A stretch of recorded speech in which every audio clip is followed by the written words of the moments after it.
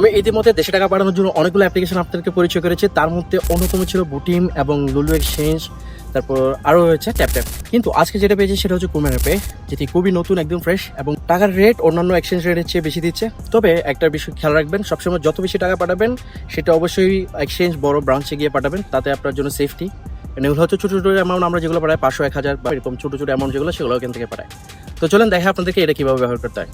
আপনার চাইলে terms and condition পড়ার পরে আই অ্যাকসেপ্টে ক্লিক করে কন্টিনিউ দিবেন।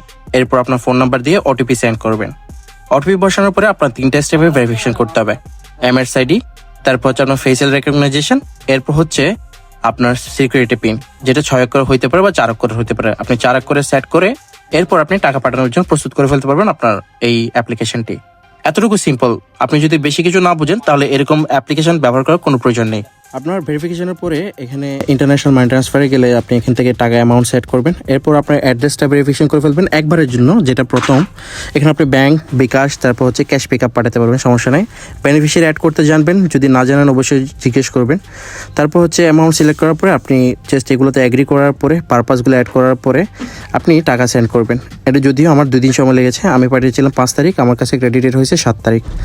ধন্যবাদ সবাইকে, ভালো থাকবেন, সুস্থ থাকবেন। এটি কোনো প্রমোশনাল ভিডিও না। আপনারা চাইলে এই কমের পে নিয়ে আরও অনেক ভিডিও দেখতে পারেন, চেক করতে পারেন, এটি সম্পর্কে জানতে পারেন। আমরা পাঠাচ্ছি অনেক দিন ধরে, ধরেন 1 মাস 2 মাস মতো হচ্ছে, এবং মোটামুটি ভালো সার্ভিস পাচ্ছি। তাই জন্য আমি চিন্তা করলাম যারা এরকম ভালো ফ্রিতে ট্রান্সফার করার জন্য অ্যাপ্লিকেশন খুঁজেন তাদের জন্য আমি এটা পরিচয় করে দিই। এতটুকুই। আমার এখানে কোনো রকম নিজস্ব ব্যক্তি কোনো স্বার্থ নেই। ধন্যবাদ সবাইকে, ভালো থাকবেন, এবং অবশ্যই ভিডিওটি শেয়ার করবেন যদি প্রয়োজন মনে হয়, এবং কোনো সন্দেহ থাকলে অবশ্যই কমেন্টস করবেন। আসসালামু আলাইকুম।